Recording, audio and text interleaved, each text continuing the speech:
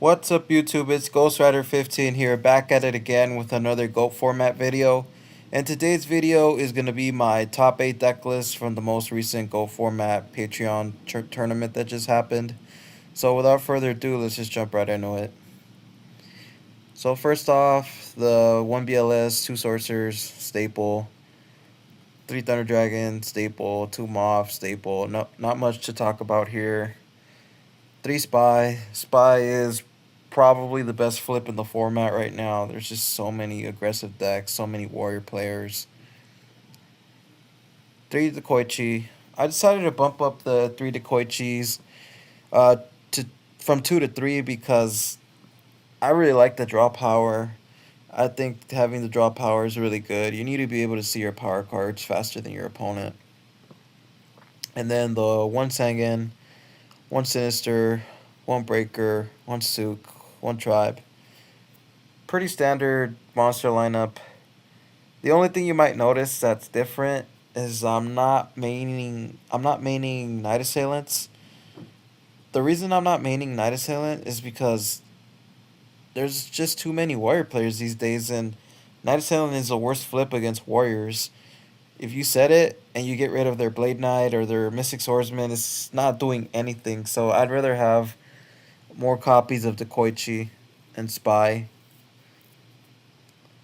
So for the spells, I played 2 Upstarts, 2 Nox, Trinity, Snatch Steal, Heavy. Pretty basic stuff here, nothing special.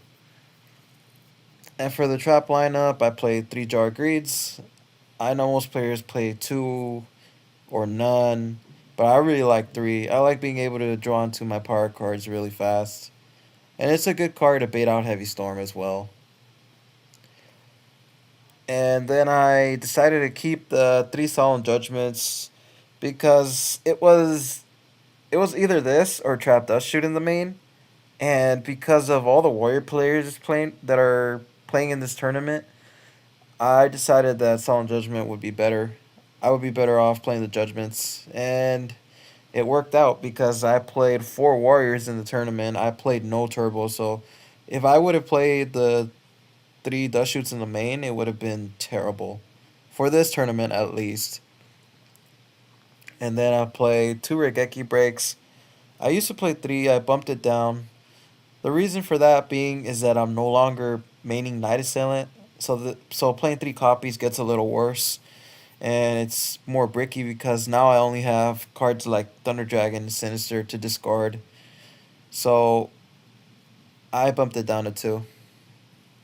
And then I'm playing 1 Sakuretsu Armor. The reason for this is because the there's just too many warrior players, and I really wanted an answer to cards like Blade Knight and Mystic Swordsman. And in the turbo matchup, it's not even that bad. I know it's not what you want to see, but there's times where this can kill a sorcerer.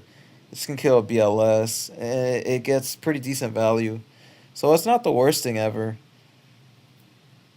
And then 1 Torrential, 1 Mirror Force, 1 Ring, pretty stable cards. For the side deck, I decided to keep the 3 Dust Tornadoes. I really like the Dust Tornadoes because of its versatility. You can side it in against Warriors, you can side it in against Burn, you can side it in against decks that main deck Royal Decree. So it's a really good card. And then the other 2 Sakuretsus for any aggressive deck. And then the 1 Blade Knight, 1 Tsukiyomi, and 1 Zambira for the 3 monsters I sided. I really like these monsters in the side because Zambira is basically a wall against Warrior, and it can also run over cards like Blade Knight. Tsukiyomi can kill so many monsters in the Warrior matchup, but it's also really good against the Control matchup. You really want to have multiple Tsukiyomis when you're playing against a deck that runs a Thousand Eyes Restrict. And the 1 Blade Knight because it's pretty decent versus Warrior, and the mirror match because if you're going second and they set a flip, if it's not Spy, then Blade Knight can get a +1 for you. And then I side decked the triple Mind Cons. I like doing this. I know a lot of players don't do this, but I just like siding for going second. I really like to side for going second because when you're going second, you're playing from behind because that's just naturally how the game works. And I wanted something that can minimize that problem, so I really like the three mind controls.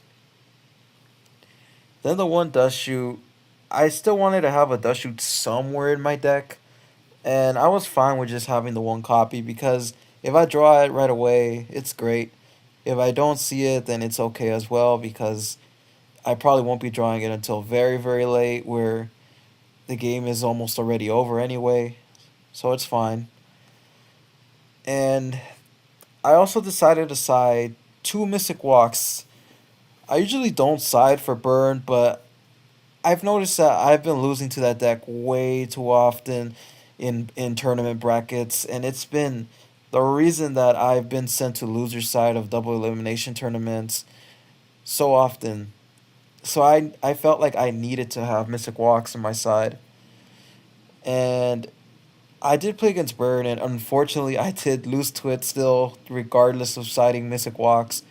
So I think I just need to keep playtesting against that matchup because it's probably the most difficult matchup for me. And then the last card is the one Typhoon. I really don't like maining this. I like it in the side. So yeah, if you don't main this, you have to at least side it. So yeah, that's pretty much it. This is my deck list that I recently made top 8 with at the most recent Patreon Go format tournament that just happened. Um, if you like this type of content, please like and subscribe. This is Ghostwriter 15 signing out.